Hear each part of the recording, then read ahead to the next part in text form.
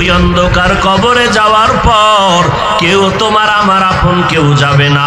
মদিনার নবী বলেন ওই কবরে দুইজন ফেরেশতা তিনটা প্রশ্ন করার জন্য তোমার কাছে আসবে। তুমি কয় টাকার মালিক জিজ্ঞাসা করা হবে না, তুমি কত এলেমওয়ালা জানতে চাইবে না, তুমি আমি মুফতি সাহেব না বড় বক্তা তারও কোনো পরিচয় চলবে না। আমাকেও যেই প্রশ্ন আপনাদেরও সেই প্রশ্ন করা হবে। তিনটা প্রশ্ন, রবের পরিচয় দাও, ধর্মের পরিচয় দাও, রাহমাতুল লিল আলামিনের পরিচয় দাও। মদিনার নবী বলেন যারা জবাব দিতে পারবে তাদের কবর হবে জান্নাতের বাগান, যারা পারবে না তাদের কবর হবে হুফরাতুম মিন হুফারিন নার। নবী বলেন কারা জবাব দিতে পারবে?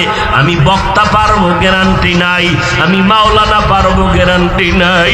আরে আমি পারার যদি গ্যারান্টি থাকতো, যারা সিরিয়ালের মানুষ আমার নবীর হাতে গড়া সাহাবী আবু বকর, আল্লাহর নবী বলেন মুমিন আমার উম্মতের আমল যদি এক পাল্লায় দেওয়া হয় আমার আবু বকরের নেকের পাল্লা ভারী হয়ে যাবে।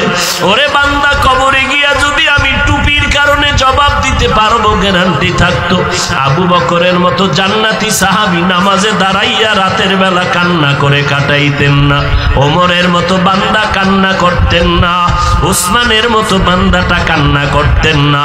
অথচ সমস্ত সাহাবায়ে কেরাম এত ইলমওয়ালা, আমলওয়ালা, ইখলাসওয়ালা, তাকওয়াওয়ালা, এরপরও সারা রাত সারা জীবন শুধু কান্না করেছেন।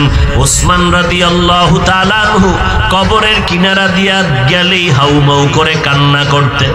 জিজ্ঞাসা করা হলে বলতেন মরণের পরে প্রথম ঘাঁটি হলো অন্ধকার কবর, যেখানে আপন বলতে কেউ নাই। ওই কবরে আমি ওসমান গিয়া যদি ধরা পড়ে যাই, ওই ভয় আমি ওসমান সহ্য করতে পারি না।